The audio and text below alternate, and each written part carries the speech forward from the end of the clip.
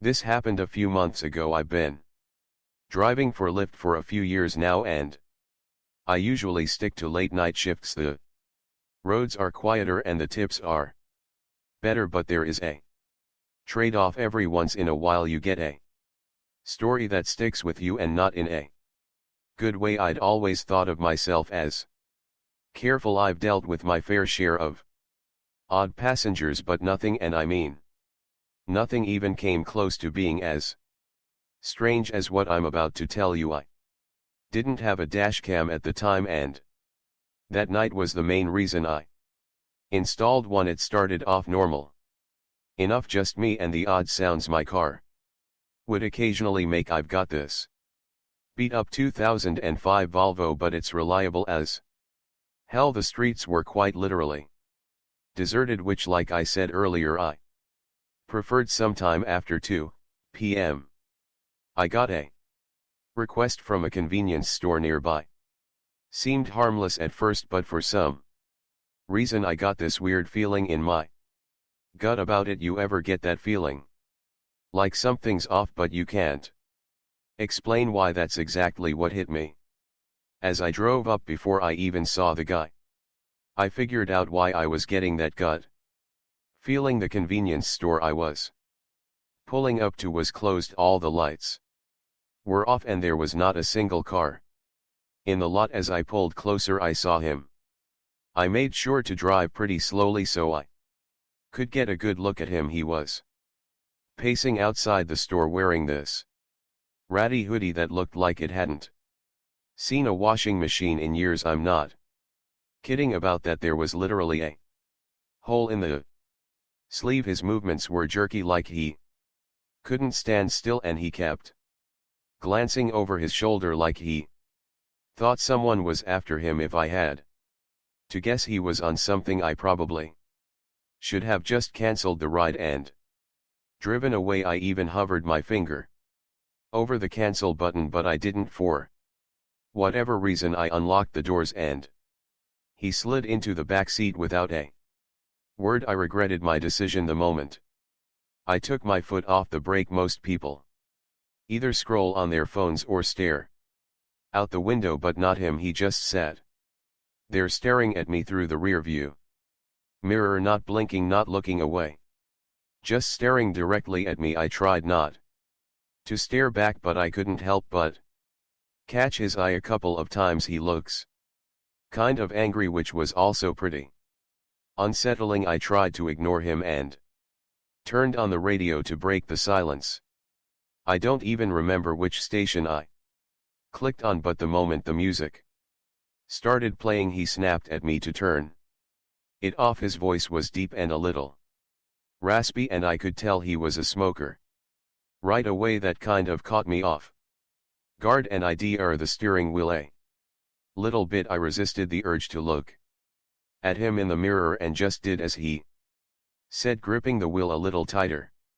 I didn't say anything, and we drove in silence for a while. I thought maybe he'd just sit there quietly until we got to his stop. That's what I was hoping for at least, but then he spoke. I remember the conversation like it was yesterday. He asked me if I ever picked up someone I shouldn't have. That question hit me like a brick. I let out this awkward laugh and said, well, I hope not. I was trying to keep it light, but he didn't react. He just leaned back and muttered something to himself that I couldn't hear. Then he started going on about how he used to be an Uber driver and he quit because some punk stole some stuff from his car. He was slurring his words a bit, so I couldn't make out everything he said, but I got the gist of the story for the most part. I looked in the mirror once or twice while he was telling me the story, and I realized he was smiling the whole time, which was incredibly unsettling. A normal person wouldn't smile talking about something like that. He concluded his story by saying, it's funny how much trust you put in someone sitting right behind you. That comment was what did it for me. I started thinking about him as more of a threat than just a crazy drug addict. Unfortunately there wasn't much I could do about it. I felt my pulse speed up. I kept my eyes on the road but my mind was spinning. I glanced at the GPS, focusing on the destination like it was some kind of lifeline, but the guy did not know when to stop talking. He kept babbling about nonsense, some of it concerning and some of it just gibberish. I honestly couldn't keep up. Eventually he started apologizing to someone, although I don't think it was me. He began insinuating that he had just done something awful and that he was a bad person. He kept saying I didn't mean it repeatedly, followed by a few frantic sorries. I didn't respond, worried that he'd do something if I did. I didn't know what he done or what he was capable of, but I wasn't about to find out. We were only a few minutes from his stop when he snapped out of his muttering haze and yelled at me that I had missed the turn. I didn't miss it. The GPS clearly showed we were on track, but I slammed on the brakes anyway, mostly out of fear. He demanded that I pull over, so that's what I did. My hands were shaking at that point. I just wanted the nightmare to be over. As soon as I shifted into park, headlights appeared behind us. It was a police car. I said a silent prayer and watched as it crept down the road, its spotlight briefly sweeping over my car. The guy in my back seat slouched down, like he was trying to stay out of sight. I turned my head and saw him lying almost perfectly flat on my back seat. With his eyes closed, I whipped my head back around before he saw me trying to keep my breathing steady. He stayed in that position for a really uncomfortable amount of time. I wanted to ask him to leave but decided against it eventually. He lifted his head and told me I had gotten lucky before I had a chance to do anything. He opened my car door and disappeared. I ended up calling my shift. Short after that I was shaken up and didn't feel like driving around anymore. It wasn't until a few weeks later that I came across something on my phone that proved how dangerous of a situation I had been in. According to a news article, a convenience store had been robbed on the night I picked up that passenger. It was 2 blocks from where I had picked that guy up. It makes me sick knowing I was inches away from a dangerous criminal who could have harmed me if he had chosen to. I'm a little scared to contact the police about this. I try to avoid law enforcement for various personal reasons I won't get into. I'm not really sure if my report would even help. Either way, I'm much more cautious about who I let in my car. I used to live in the city. The urban lifestyle is honestly what I always envisioned for myself. I'm not going to get into it, but after an extremely traumatic experience I couldn't bear even the smallest noises. I began to hate noise in general. My psychiatrist told me I had developed a rare case of phonophobia, so that pins and needles feeling you get when your foot falls asleep. It's kind of like that, but in my chest, always there, like my body was ring for something that wasn't coming.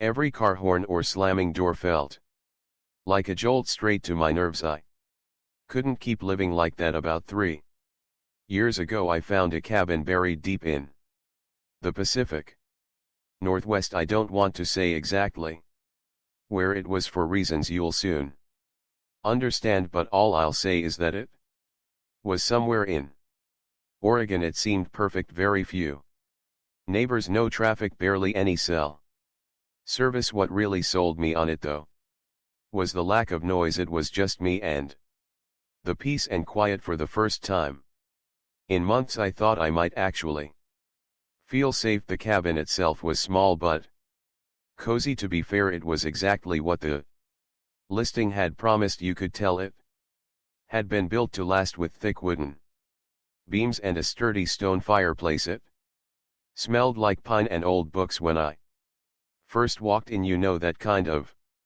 earthy scent that's almost comforting. Think like one of those old cabin style bed and breakfasts for any of you who have gone skiing before. The nearest neighbor lived about a 10-minute walk down a narrow dirt path. I didn't meet her right away though. For the first few days I just soaked in the silence. I'd wake up to the sound of birds instead of sirens, and at night the only thing I heard was the wind brushing through the trees. It was like the whole world had pressed pause and I could finally breathe again. I did all my work for my laptop, so there really was no need for me to connect with the outside world. Beyond that, about a week after I moved in, there was a knock at the door. The cabin obviously had no doorbell, so those knocks were something I'd have to get used to. I opened the door, expecting it to be my neighbor, and it was a moderately old woman, carrying a basket of preserves like she just stepped out of a Hallmark movie. She introduced herself as Michelle and told me she lived about 10 minutes down the trail, which didn't sound far at all, until you factored in how dense the woods were. I mean, you could get turned around in there just looking for firewood. She was in her late 60s with oddly long gray hair and these piercing blue eyes that made you feel like she could see right through you. She wasn't rude exactly, more like blunt. She welcomed me to the woods and extended the basket toward me like she was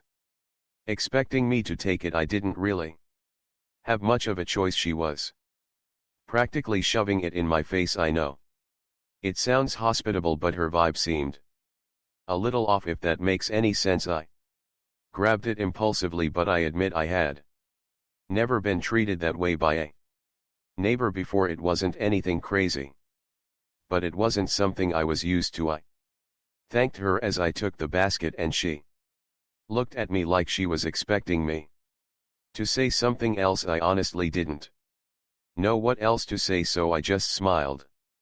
She kept staring at me awkwardly, which confirmed my suspicion that this woman didn't interact with a lot of people.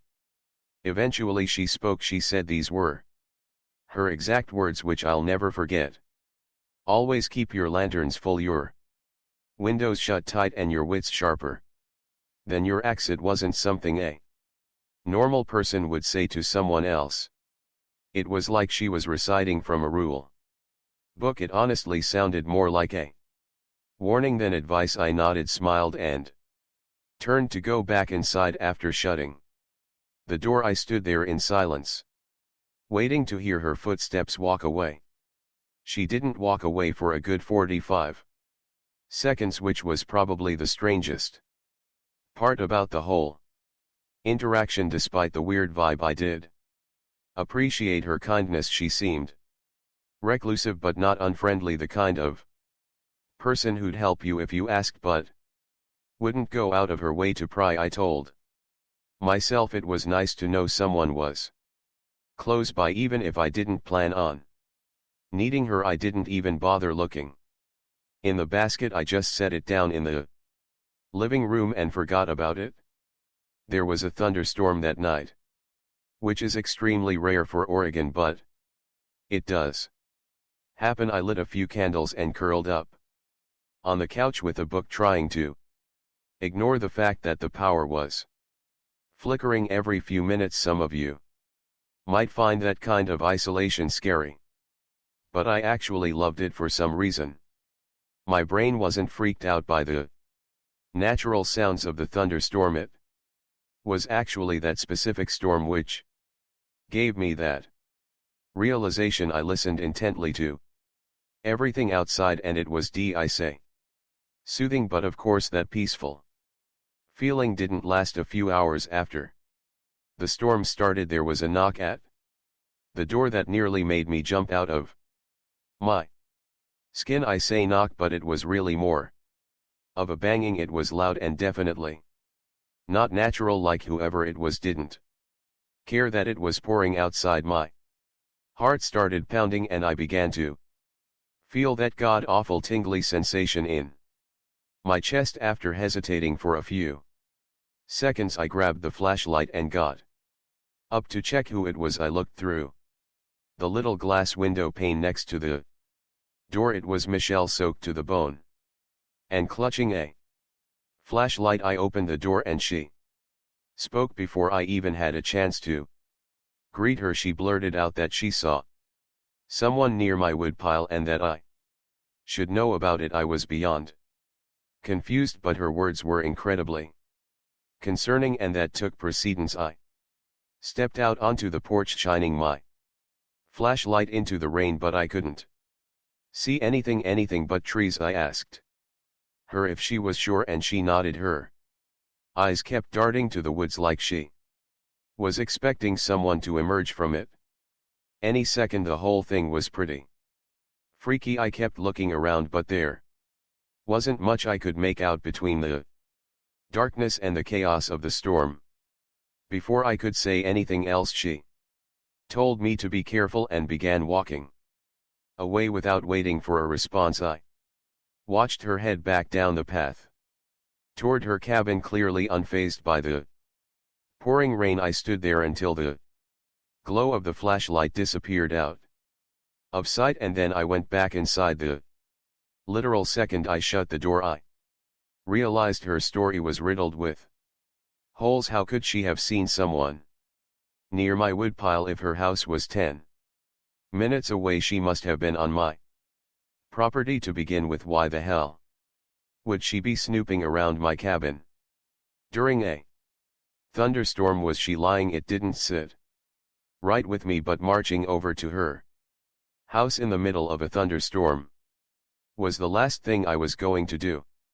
Still, I had to do something. I locked up the cabin as securely as I could and sat in my room listening. The storm started to die down after a while, but I still felt pretty uneasy. A few more hours passed without incident, so I decided that it was probably safe to go to sleep. I can't remember exactly what time it was, but sometime after midnight I woke up to the sound of a branch snapping just outside my bedroom window.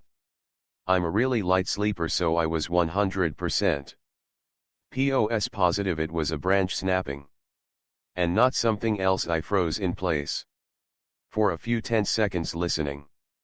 Eventually I crept to the window, half hoping I wouldn't see anything. At first I didn't, but then I spotted her, Michelle.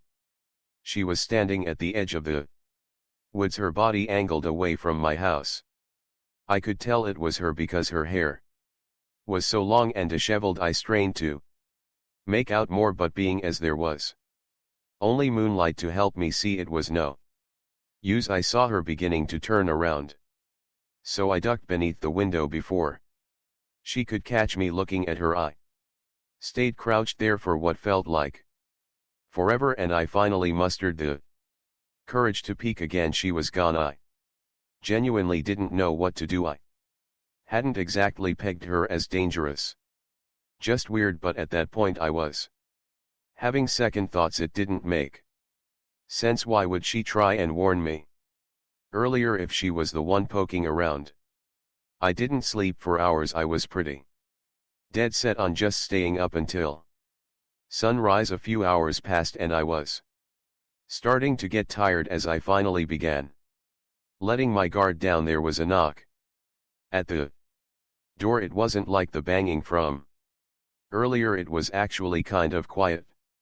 Still, I wasn't going to get up under any circumstances. The pins and needles started up again as I quietly made my way over to the door. I took an inconspicuous glance through the pane and frozen horror. It wasn't Michelle, it was a burly looking bald guy with a thick beard. I had to fight every bone in my body not to yell out in fear. The situation instantly went from a 6 to a 10. As quietly as I could, I retreated to my bathroom, locked the door, and called the police. As I was on the phone with them, I started to hear banging on the front door, like someone was repeatedly smashing it with a heavy object. The operator told me help was on the way and instructed me not to hang up. I sat there, more terrified than I'd ever been in my entire life. Eventually the front door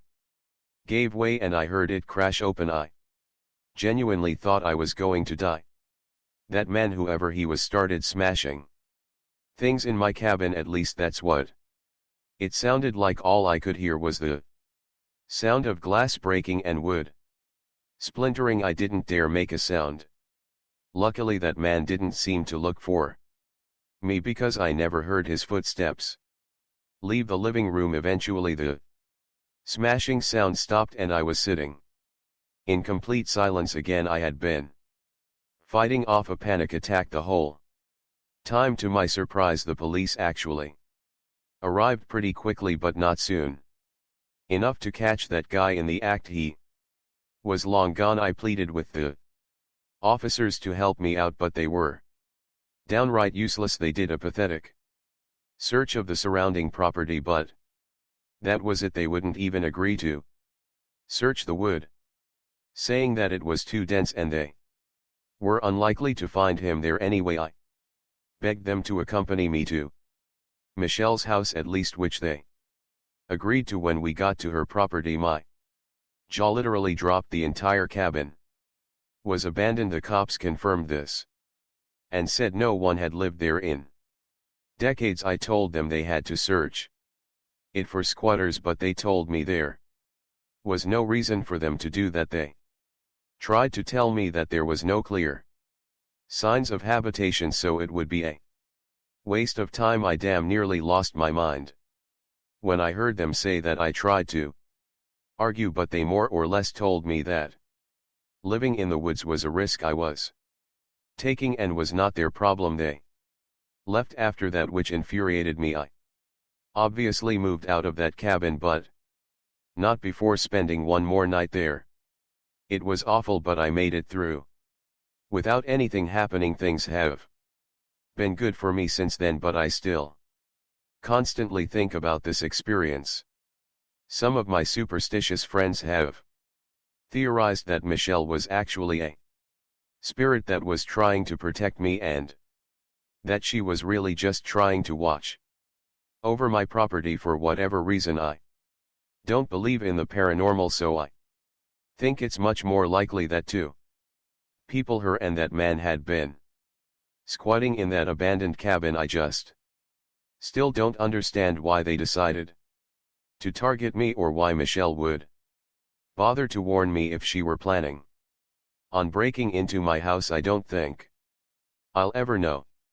My name is Luke, my girlfriend Catherine and I met 3 years ago as freshmen in college. We go to Stanford, which has been my dream school since I was like 8. Neither of us are from California, pretty far from it actually. We're both from Ohio, her from Cincinnati and me just outside Columbus. I think that's a big reason we were so attracted to each other. I think people from similar areas are naturally drawn to each other for whatever reason. Stanford's not a huge school, but most of the student body is originally from California, so us being from the Midwest definitely differentiates us. One of the traditions we've created is how we split Christmas between our families. Catherine's popular amongst my relatives, so her presence is always appreciated and welcomed. Damn near expected at this point, since her house is just a 2-hour drive from mine.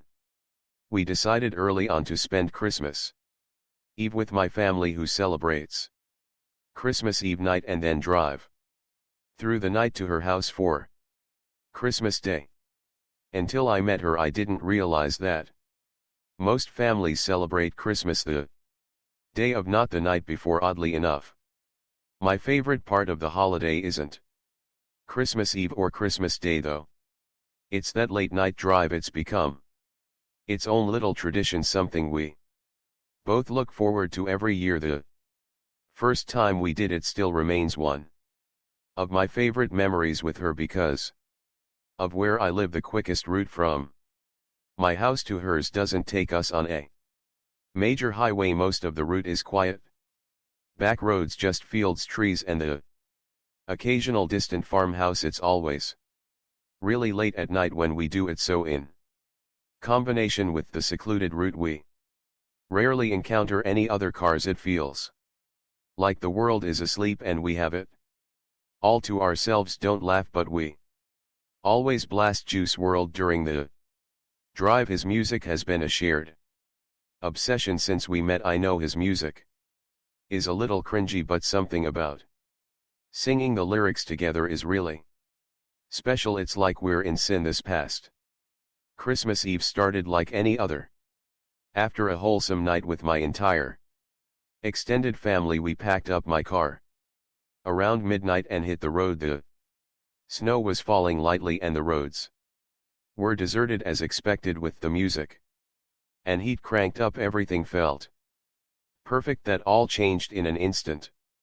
Though what I'm about to describe to you is still one of the most unsettling things I've ever experienced. Probably the most unsettling thing. I was driving along when the music was interrupted by my phone ringing. I gl down a little, irritated that I'd be getting a call this late. It was an unknown number. I ignored it without thinking, probably a scam call. Those things are constant these days. Catherine made a joke about how committed those call center guys must be making calls on Christmas. I laughed in agreement, and that was that. But then a few minutes later my phone rang a second time. I again looked down and saw that it was another unknown number, probably the same one as before. I sighed, irritated, but let it go to voicemail. Catherine glanced at me and raised her eyebrow but didn't say anything. I tilted my phone towards her to show her that it was an unknown number, and she said, "That's so weird," with a confused look. I didn't respond, instead just shrugged my shoulders. The music eventually resumed and I tried to take my mind off the phone calls, but of course not. 2 minutes later my phone rang again. I was pissed at that point, cursing under my breath as I fumbled wildly for my phone. I snatched it from the console and swiped aggressively across the screen, ready to tell whoever it was to screw off for spamming my phone. I could tell I startled Catherine as her body tensed up with my sudden movements. In hindsight, I probably overreacted, but I was sick of being harassed. I basically barked hello into the phone with as sharp a tone as I could muster. I expected the scam script to begin, but I was instead met with silence. I turned up the volume in my car and immediately picked up on a faint static coming from the other side of the line. I was about to hang up when a man's voice spoke. The voice didn't belong to anyone I knew. "Hello, Luke." I was so caught off guard I nearly swerved off the road. I couldn't speak. I felt my whole body starting to itch, which always happens to me when I'm nervous. Before I could respond, the man continued. He started reciting personal information, my full name, my address, details about my life that no stranger should know, details that no stranger could know. My mind was racing, trying to make sense of it. I wanted to pull over on the side of the road, but I kept driving like I was in some kind of trance. I considered shouting at him, but decided that anger wasn't the best resource in a situation like this. After he paused for a few tense moments, I finally spoke. I asked him what he wanted, in a steady voice, trying to hide the fear I was feeling. The voice paused before delivering the words that made my blood run cold. He said that he wasn't here for me, that he was here for Catherine. Hearing my girlfriend's name was about 100 times more terrifying than hearing my own, and the horrified expression on her face told me that she was just as shocked as I was. I blurted out that I didn't know a Catherine, that he must have the wrong number. The man chuckled before saying, "She's sitting right next to you." That was too much for me. I pulled over on the side of the road. I had no choice. My hands were literally shaking. Fear. I was about to say something when Catherine reached into my lap in one fluid movement and hung up the phone. Just like that I literally screamed in her face, demanding to know why she hung up on a stranger that was making personal threats towards us. She didn't answer, just looked at me with wide, fearful eyes. I desperately tried to call the number back once, twice, three times, but it never went through. Catherine told me to keep driving, which I ultimately did, but not before questioning her. She told me she was scared and that I couldn't blame her for hanging up, which I guess was fair. I drove off in silence, but I still couldn't understand why she'd hang up the phone. I don't know whether I was more furious or afraid. Part of me was expecting that number to call back, but after about 10 minutes I felt like it was increasingly unlikely. At one point I looked over at Catherine and saw tears in her eyes. She told me she didn't feel safe, which I empathized with. Something in the pit of my stomach gnawed at me, though Catherine and I had been through enough in our relationship to know that trust didn't always come easily. There had been little things, white lies, half-truths, moments where I caught her being less than honest. I knew I was being paranoid, though how could she possibly have done anything to do with this? The rest of the drive was silent. I didn't play the music again, and neither of us spoke. My mind was still spinning with a million unanswered questions. Who the hell was that guy? How did he know so much about me? Only my family knew where we were driving that night, and they never pull a stunt like this. I was 100% sure of it.